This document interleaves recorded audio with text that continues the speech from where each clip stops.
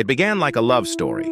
A young couple, Clara and Julian, newly married, left the noise of Paris behind for a quiet honeymoon in the French countryside.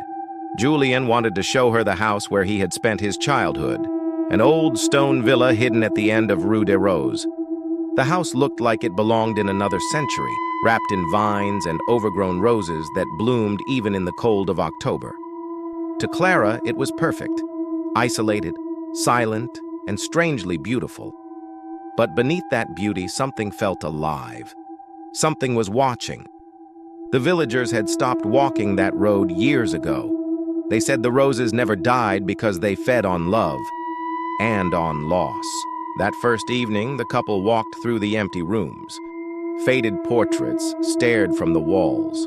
A gramophone sat in the corner, silent and dusty, and the air, heavy with the scent of lavender and old perfume, felt almost human. That night, when the wind began to move through the cracks in the old shutters, Clara woke to a sound she didn't recognize. A melody, soft and sad, a waltz faintly echoing through the halls. The gramophone was playing, but no one had touched it. She listened as the music swirled around her, filling the house like a memory. It wasn't just music, it was a presence. A woman's laugh drifted through the hall, delicate, broken, and filled with longing.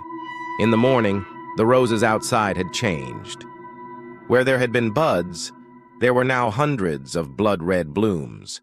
And on the window pane, as if drawn by a fingertip, a single word appeared in the fog: forever.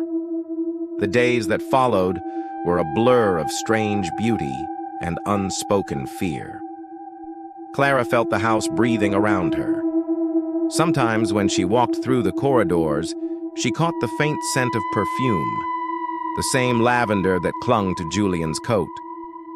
Sometimes she thought she heard a whisper following her steps, murmuring words in a language she didn't understand. She found old photographs in the attic, a woman in a long white gown standing beside a young man, a man who looked exactly like Julian.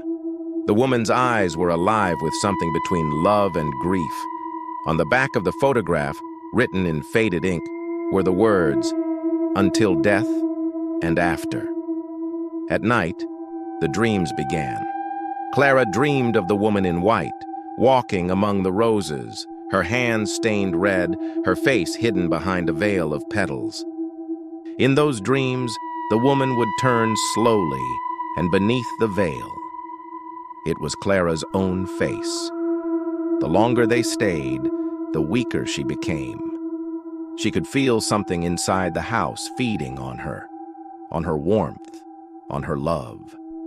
The roses outside grew thicker, crawling up the windows, wrapping around the walls, whispering in the wind. Then, one morning, the music returned. The same haunting waltz, echoing through every room. Julian called her name again and again, but no answer came.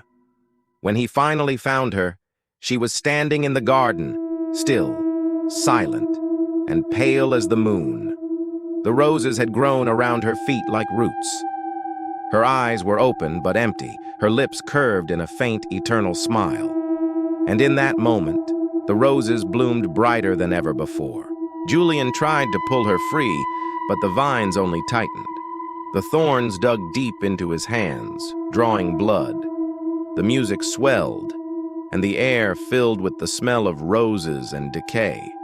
When the villagers came days later, they found the house silent again. The doors locked, the windows covered in roses, and inside the gramophone turning slowly, playing the same song over and over. They say that on quiet nights, when the fog rolls down Rue des Roses, you can still hear that waltz. You can still see two figures dancing in the garden, a man and a woman, locked forever in their final embrace. Love kept them together, but love, on Rue des Roses, was never gentle. It was hungry, and it never let go.